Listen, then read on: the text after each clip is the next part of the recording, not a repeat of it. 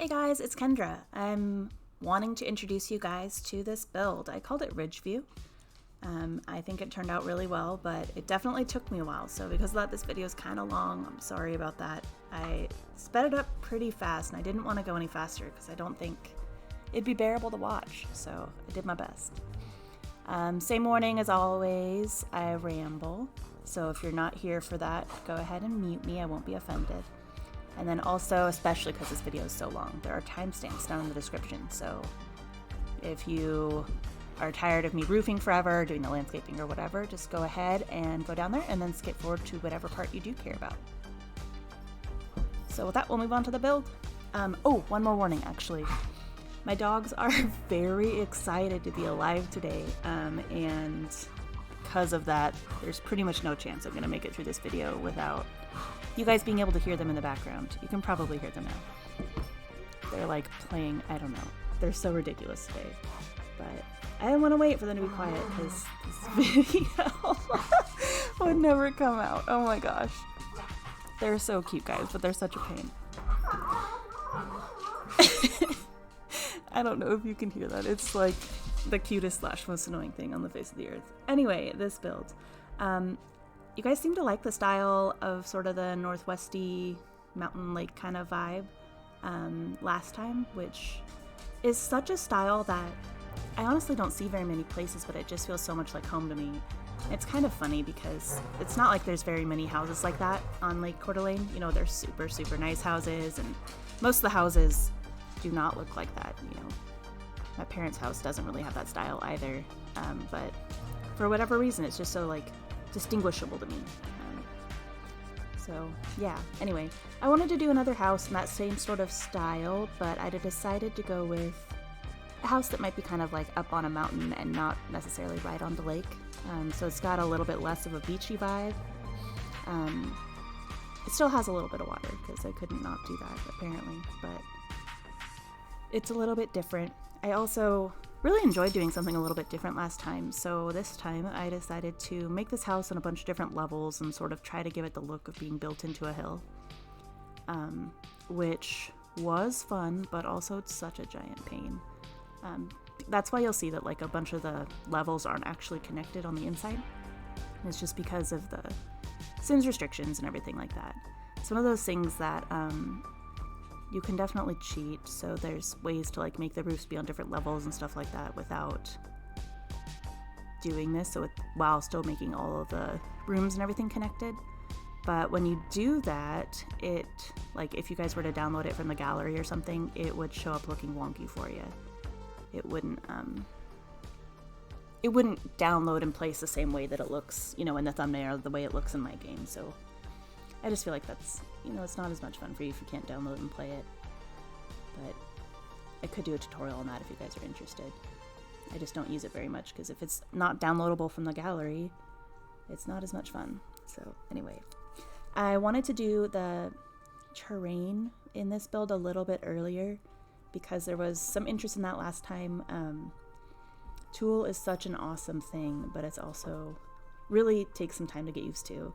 And I know I'm still not very good at some parts of it, like the moving where you put in the XY coordinates. I cannot figure it out to save my life. I think it makes sense, and I'm like, yeah, you know, I'm an engineer. I understand coordinates. This is not that hard.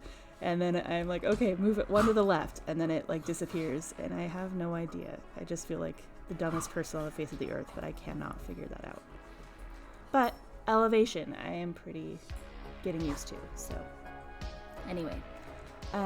In this video, there's a lot of stuff that I'm doing that you can't really see on screen. So one of the biggest things I've learned is that you can go into options and make it so that your item doesn't snap to terrain.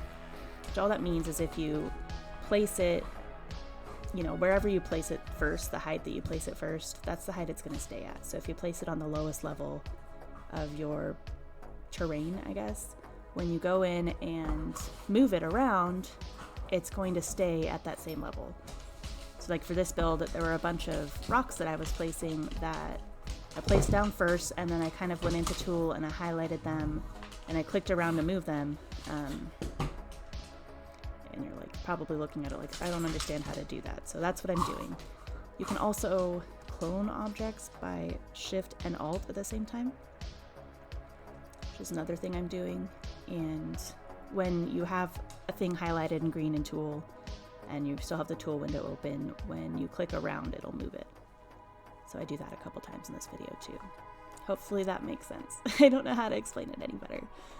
If you want, I'll do a longer video, but I feel like there's a lot of people out there that are way better at Tool than I am, so you probably just want to watch their videos and not mine. If I was you, I would want to watch their videos and not mine.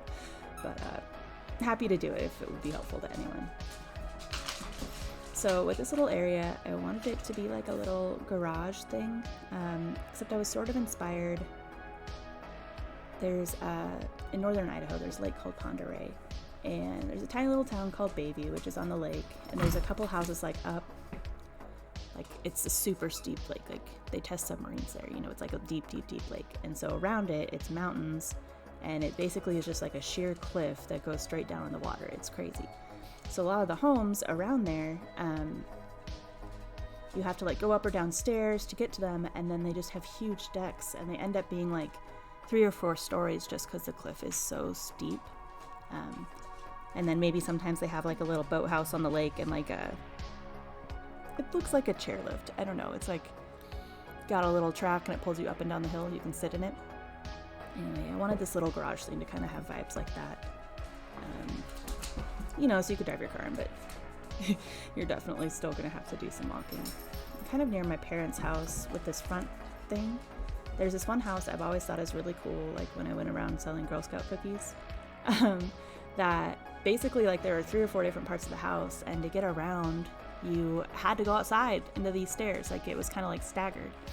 And it was always such an odd house, but it seemed like so much fun, you know. I'm sure it would be a giant pain, especially once you start getting older and, you know, your knees give up on you like mine have already.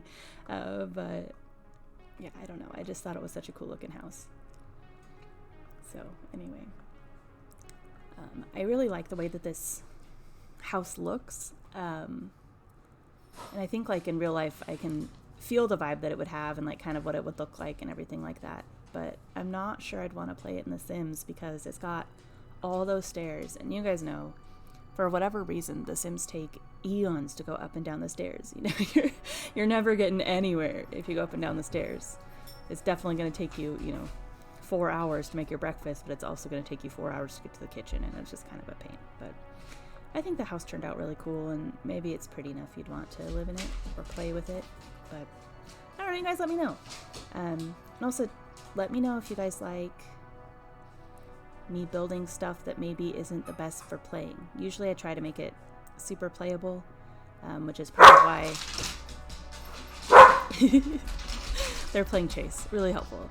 But that's part of why I don't super furnish or clutter a lot of my builds, because I don't want people's games to lag or anything like that. So yeah, but let me know if you like seeing these kinds of things. I know it's not really my normal style, but I'm curious, I guess, what you guys think.